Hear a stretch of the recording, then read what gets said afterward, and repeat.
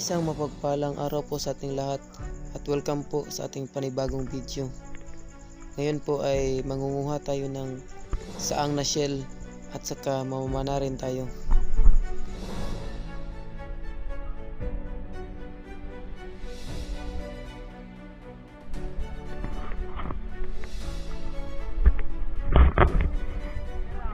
Ng saang at mamamana rin.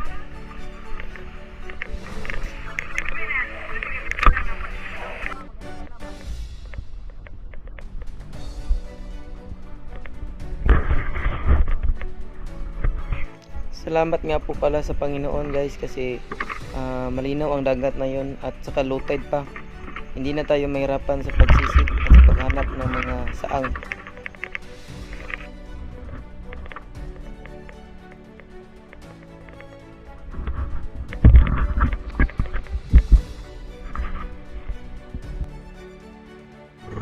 Papunta na tayo ngayon sa spot guys.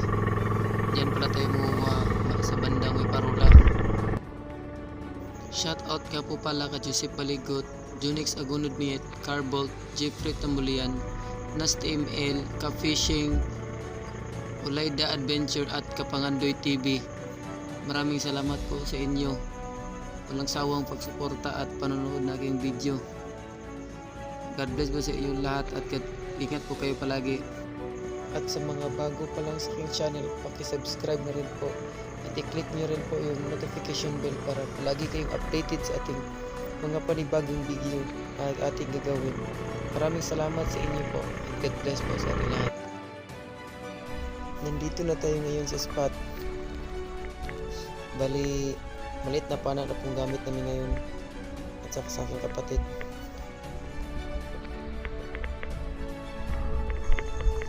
Bali, ito po ang pana na aking gagamitin ngayon. Itong pana na to, ito rin po ang pana na ginagamit ko pag night dive ako. Bali, nilagyan ko na lang ng isang rubber para lalakas din ng konti. Yan, 65 cm ko yan. Abang-abang na lang mamaya kung anong mga nahuli natin. At eto, nakakita na tayo ng isang saang na shell. Yan po, parang bato lang yan. Pag hindi mo tinitigan ng maayos, hindi mo talaga makilala. Yan. Bali, dalawa po ang nakuha ko dyan.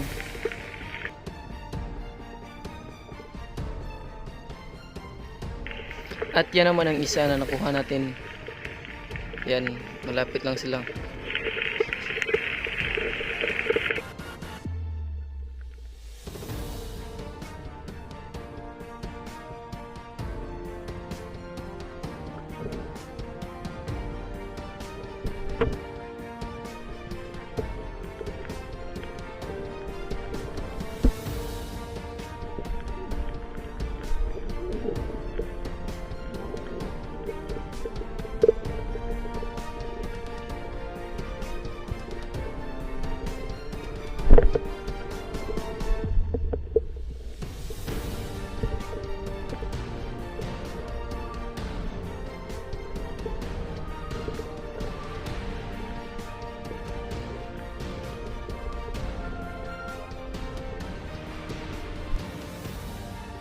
Ayan po, marami-rami na po ang ating nahuli. Ayan ko po nilagay. Ito, may nakita tayong isang unicorn fish or surahan. Malaki na rin yan. Salamat at tamaan natin.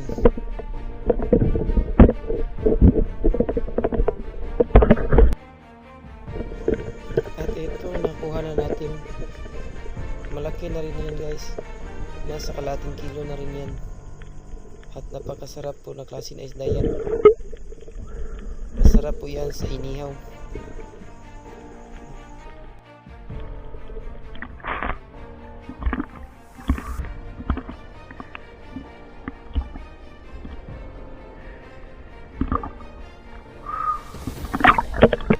At ito, nakakuha ulit tayo ng isang saang. Yan, malaki. Napakasarap rin po sa inihaw yan. Klase na shell.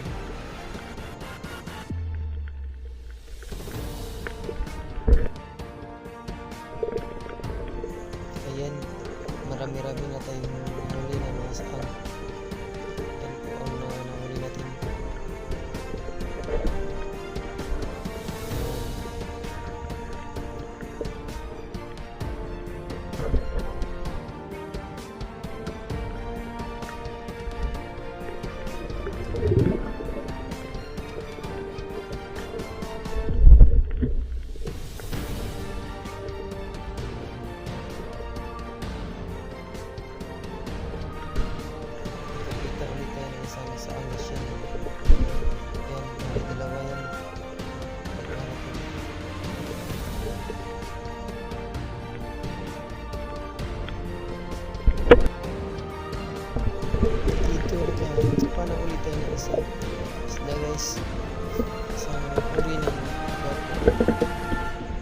lapu-lapu.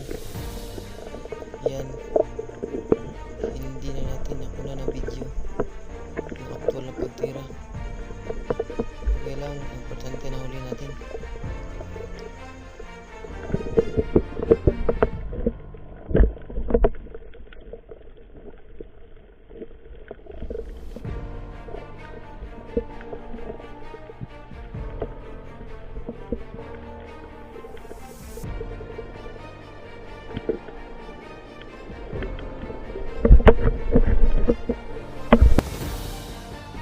Yan po ang ating nahuli guys. Bali lumipat po kami ng ibang spot. Yan po ang huli ko sa unang spot na sinisira namin. At ito naman, ito po ang unang huli natin sa kabilang spot na ating sinisiran. Huli tayo ng isang samaral o rabbit fish. Hindi na naman natin nakuha ng video yung pagtira. Okay lang, ang importante na huli natin.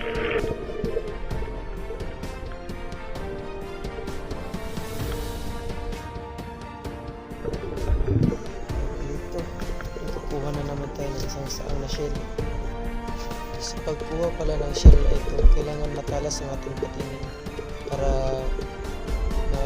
makilala natin, maklaro natin yung talagang shell ba yan.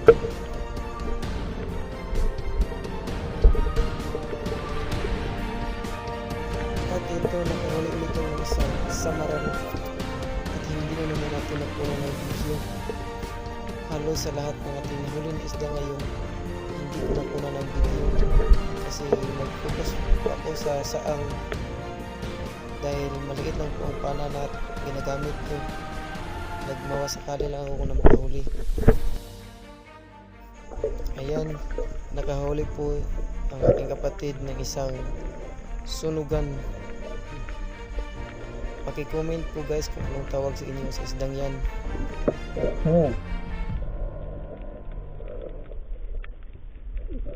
At sa gustong magpa-shoutout guys, just comment below para ma-shoutout kayo sa ating next video. Maraming salamat po.